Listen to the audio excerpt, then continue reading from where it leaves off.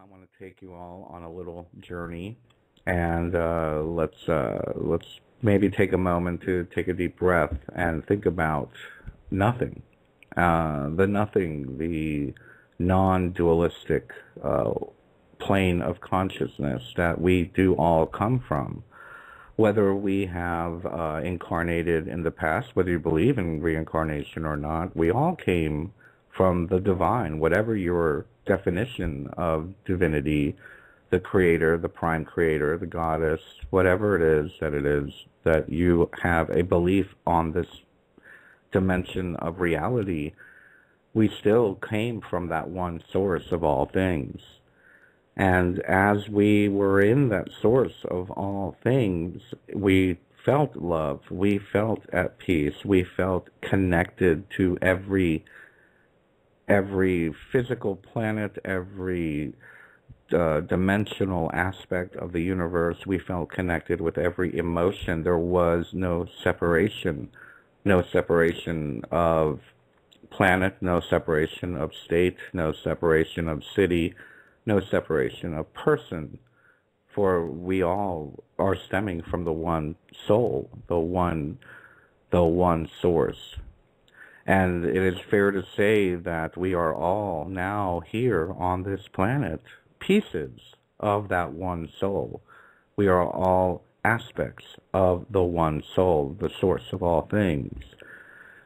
And when we were in that place of wholeness, when we were in that place of love, of compassion, of eternal and infinite communication and non-duality, there was something that triggered within us, either a sense of urgency or a sense of duty or a sense of experience or experiment to want to incarnate upon this planet. And I can remember, for me, I can remember not wanting to leave that beautiful place, but knowing I had to, and seeing the souls incarnate upon this particular planet, and seeing the souls returning to the source, and wanting to be a part of the activity here on this planet, knowing it was for a higher purpose, knowing it was for a higher reason and a higher outcome, hopefully to elevate and clarify and remove the barriers of the lies, the cheating, the corruption. And as we became more aware and started perceiving this particular planet, this earth that we are now living on, this 3.5 dimensional aspect of consciousness that we chose to incarnate, we began to see the duality. We began to see the separateness. We began to see the corruption, the killing of the planet, the killing of each other, the destruction of spirit, the destruction of humanity, the destruction of nature, all of which we knew to be in alignment with the higher source, the source of all things, meaning that the life force of the planet, it was in jeopardy, and we chose to incarnate, to help aid and to help alleviate some of the suffering on this planet, whether it be the suffering of ourselves, the suffering of our families, or the suffering of the planet itself. We chose to be here at this time. We chose to be a part of this struggle for some reason. And we have to ask ourselves, what is that reason? We have to ask ourselves and look deeply within ourselves as to why did we put ourselves here now, when if we were to look at it from a different point of view, anyone would think we were insane to want to be here at this time. Any self-centered being would never choose to incarnate on this particular planet, on this particular timeline, when there are so many other aspects of the universe that are so beyond duality, that are so immersed in compassion. For we have felt that. We all feel that in our daily life. We see the possibility. We understand that what can be already is. It is just a matter of allowing ourselves to bring it up to the surface, bringing it up to the surface from our inner being, from our highest calling and our highest good that is still connected with the infinite divine source, and to not channel necessarily, but to extend that vibrational energy, extend that field of consciousness into the world that we live in, into the world around us, and into humanity as a whole. And as we do this, we are going to see struggle. We are going to see conflict. We are going to have many, many misunderstandings. And yet, every time any of us, including me, Bernard, decide that I've had enough, I am only pulled in deeper. We are only pulled in deeper, because that is something that we cannot deny is an aspect of our being incarnated on this planet. How can we deny our calling to be who we are? How can we deny the natural flow, the natural, how shall we say, the natural expansion of life on this planet? And not only on this planet, but in the universe itself. So in order for us to really anchor this light, to really anchor this love and clarity and non-dualism, we have to begin to walk that talk.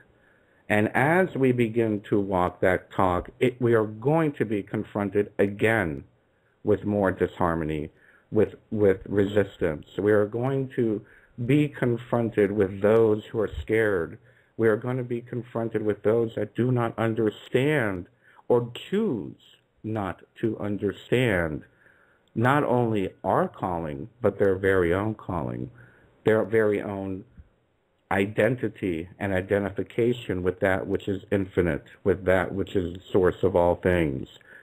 So when we do feel this, disconnection, when we do see the resistance, we must ask ourselves at that very moment, am I going to lower my vibration to that level, or am I going to maintain and anchor the light of source within this discussion, within this conversation, within this harmony, and hopefully be the example that shows that this can be done, that there is an infinite possibility, that there are infinite possibilities.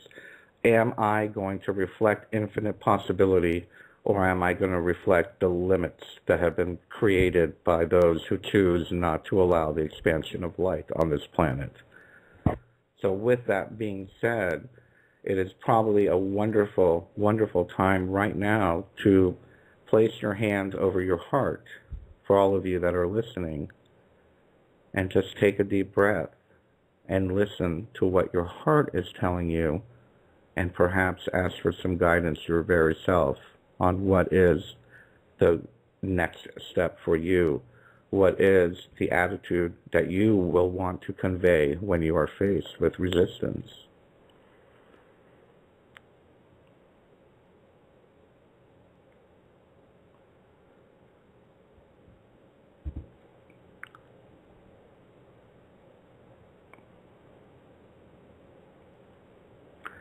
And as we are discerning the messages, as we are discerning our connection, our purpose, let us remember that there are many, many reasons. There are many, many facets. There are many, many webs on this web of life, many strands that connect us all to Source. Let us remember we must have compassion for everyone on this path, for everyone on any path, including those who wish harm, including those who wish to suffocate the life force from the planet, including those who wish to create resistance and are stuck within their own illusionary hell, for lack of a better term. We all have made choices. We all create our choices with our thoughts. And we all create our future with our thoughts. And it is not your responsibility. It is not my responsibility. It is not the responsibility of Source or any god or goddess to force anyone to be where they do not want to be. So with that in mind, let us remember we must remain compassionate with all beings, no matter if on, let us say, on a lower vibration, we don't agree with them. Let us say on a lower vibration, we find them to be very harmful or hurtful to the planet. It is still their right. By universal law dictates we have the right to be where we want to be at any given moment. And that includes the uglier aspects of nature, the uglier aspects of life, the uglier aspects of politics, the uglier aspects of humanity. So it is in that we will find the forgiveness. It is the forgiveness and the forgiving that gives us the clarity, that gives us the hope. And not only that, as we forgive them, we find a certain freedom, a certain, that nagging voice inside of us that is always telling us that they're wrong and we're wrong. As Yvonne said, when we see something in another person, we're looking at a reflection of what we don't like within ourselves. So to forgive the exterior is also very, very helpful to forgive what's happening inside of us. For we're not perfect. None of us are perfect. If we were perfect, we would be back with Source. We would be back beyond non-duality. We would be back not needing to reincarnate, not needing to go through the same lessons over and over again. So let us remember to forgive. Let us remember to allow. I will say that the word tolerate is not a good word. Many people use that word, tolerate. Do not use the word tolerate. Accept. Accept and forgive. Tolerating is like tolerating an itch on your arm. Tolerating is tolerating a barking dog that is annoying you. There is a difference between accepting and forgiving something for existing versus tolerating the fact that it does exist. So give yourself that opportunity to forgive, to truly, truly forgive and accept the world as it is. And you're going to find a freedom that is immeasurable. You are going to find yourself growing spiritually into a world that is that of your creation and not reactive of external circumstances. So let us think about that for a few moments. And if Yvonne hasn't passed out on me, I would love to hear some of your comments. That was absolutely beautiful and hypnotic, and I was just writing all of it down. Oh, good. Wonderful. Just flowing from you. It was just brilliant. That's where we find our inner peace. I agree with all of it. And again, it's really hard, but you just have to remind yourself daily these just a few simple things. And I find it easier to write things down, little messages or quotes, and then have them up, visual, to remind me. Yes, I find all over that. Work. I have a whiteboard behind my screen on my computer, one of those big dry erase boards, you know. And every time I get a little inkling, like what we just talked about, any kind of saying or something, I'll just put it up there in big letters. That way I just see it. And then when a new one comes along, I'll erase it and put a new one up there. Yeah. But it's important to be reminded. And that's the purpose behind today's show, is the remembering who we are, remembering why we're here, remembering what is truly important. And to also give ourselves the benefit of the doubt when we're wrong. You know, we're allowed to be wrong. Yeah, don't beat yourself up. Yes, it's very important at the moment, especially, I mean, we must have said the word 2012 100 times already this year. But it is, we're in the end of it. We're coming to that time period now where we need to remember more than ever who we are, and so we can anchor ourselves and ground ourselves. I'm finding it more harder to ground myself these days. Agreed. Keep floating off. Agreed. And I find, well, first of all, let's talk a little bit about the whole timeline thing that we're talking about here, the 2012 thing. When we came into this year, the message that was given to me was 2012, the year to end the fear. And we started posting that all over the network. 2012, the year to end the fear. And for me, what that means is if we are really going to allow ourselves to transcend fear, and it's not getting rid of fear. It's not No. whipping fear into the corner or putting it in a cage. It's about transcending the effects of fear. I'm sure many of us that are listening, many of us who have been a part of this movement, the consciousness movement, can say the same thing, that many things that upset us or had upset us in the past seem to be rolling off our back a lot quicker. I remember being angry at somebody for, well, let's say I got into an argument with someone, I'd be upset with them for a week or two. Now it's like, 2 hours later, I forget what we were arguing about. But and that's just a lame personal example. But it goes and transcends into something much greater when we look at the world itself, the events of the world, and our behavior. Where I'm finding a lot more people are reaching out to people they would never have reached out to before. We're seeing courage in places where we had never seen courage before. That's not to say that what's bad is not getting worse, because the reality of it is, on the 3D aspect, the bad is getting worse. It is. And I think that's a part of actually, I know it is a part of the process. We're allowing it to happen, in other words, to go through it, to come out the other side, if that makes any sense. It must happen. We must go. Have to balance. If anyone out there is aware, and I'm sure Yvonne and Trevor, you've heard me talk about it a lot as well, but anyone dealing with let's say the shamanic experience, the shamanic experience is extremely, extremely terrifying. It is very terrifying. I've heard stories, and I've been with people when they've gone through a shamanic exercise where they're literally being ripped apart by vultures. I myself was attacked by demons that were trying to rip my bones off me. I mean, and we're speaking symbolically on an out-of-body experience. And I'm sorry, not symbolically, etherically on an out-of-body experience. I had these like demonic things. I called them the flying monkeys, but they were attacking me, and a being had to shield me from them. However, we're seeing it done symbolically now on this planet, where and it's a theme that runs through history. It's a theme that runs through most mythologies, most religions. We look at even the Christian mythology of Jesus going to hell for 3 days and then rising. It is a part of the process to allow ugliness to let it work itself through. It has to work through itself. So all the corruption we're seeing, yes, it's happening, but the reality of it is that it's being exposed more and more and more, kind of like a pimple that's finally coming up to the surface.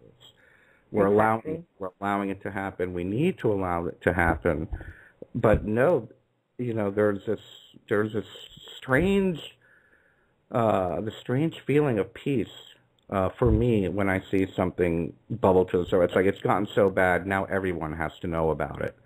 So that there's a certain peace there. It's like, okay, now everyone knows how ridiculous, I don't know, Wall Street is, for example. But again, we have to remember the cycles of mythology. We have to remember the cycles of humanity as one that is universal. And on a universal level, with this time we're in, we're going back to where Yvonne was talking about 2012 and the year to end the fear.